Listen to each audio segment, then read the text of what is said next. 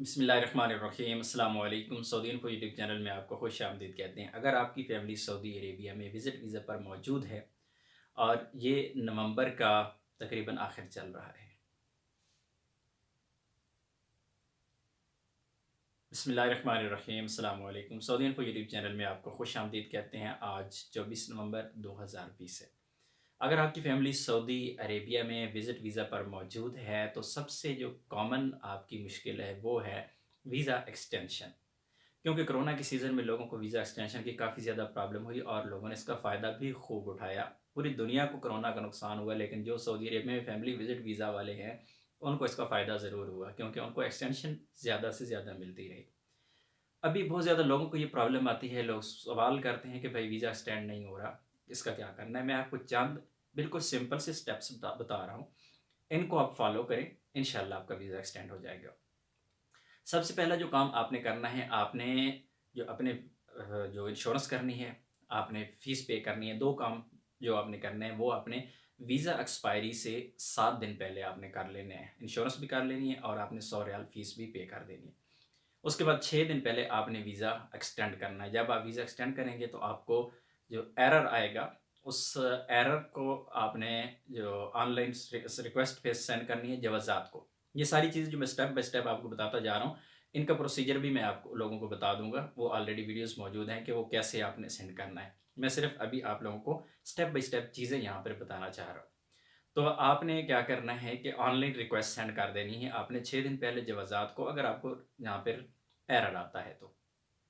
Request send करेंगे आपने 3 working days, 3 working days आपने, यानी छुट्टी के दिनों के अलावा, जुम्मा हफ्ता के अलावा 3 दिन आपने इंतज़ार करना है। फॉर एग्ज़ाम्पल आपने जुमेरात के दिन अपनी रिक्वेस्ट सेंड की है तो जुमेरात आप 1 काउंट करेंगे, जुम्मा हफ्ता छुट्टी काउंट नहीं हो सकती। उसके बाद हफ्ता तक काउंट कर लें, यानी 4 दिन का गैप पड़ गया। अगर आपने इतवार के दिन सेंड की है तो इतवार, सोमवार, मंगल तक मैक्सिमम वेट करें। दोबारा से रिक्वेस्ट सेंड कर लें जवाज़ात को। इसमें आपने एक काम क्या करना है कि जिस दिन आप ऑनलाइन रिक्वेस्ट जवाज़ात को सेंड कर रहे हैं अपने वीज़ा एक्सटेंशन के लिए, तो उसी दिन आप जवाज़ात की ऑनलाइन अपॉइंटमेंट ले लें। और आपने जवाज़ात की अपॉइंटमेंट लेनी है और किसी मेन ऑफ़िस की लेनी है।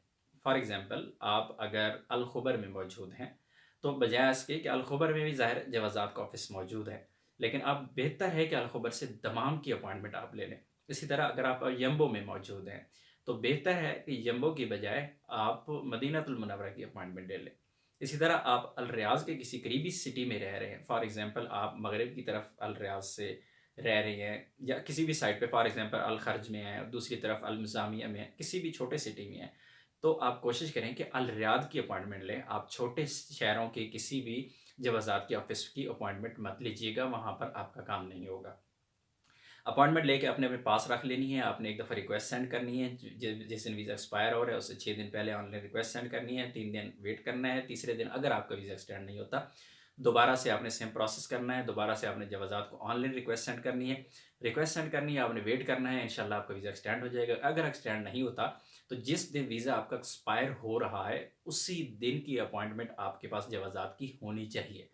क्योंकि अगर आप उससे 1 दिन या 2 दिन पहले चले जाएँगे जवाज़ात के ऑफ़िस में, तो वो आपको वापस भेज देंगे कि अभी आपके पास 1 दिन बाकी है, अभी आपके पास 2 दिन बाकी हैं। आप वेट करें, आपका ऑनलाइन जो वीज़ा है वो एक्सटेंड हो जाएगा, वो आपसे ये कह देंगे।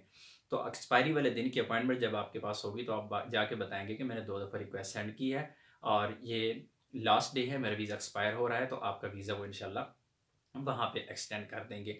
अब जवाज़ात को ऑनलाइन रिक्वेस्ट कैसे सेंड करनी है, आपने फ़ीस कैसे पे करनी है, आपने इंश्योरेंस कैसे करनी है, जवाज़ात की अपॉइंटमेंट आपने कैसे लेनी है, ये सारी की सारी डिटेल इस वीडियो के डिस्क्रिप्शन में लिंक्स मौजूद हैं। तमाम वीडियोज़ के अलग-अलग डिटेल मौजूद है कि किस तरह आपने ये सारे काम करने हैं, आप उनको फ़ॉलो कर सकते हैं। जब वीज़ा आपका एक्सपायर होता है जिस दिन, उसके बाद एक्सपायरी के बाद 3 दिन आपके पास होते हैं।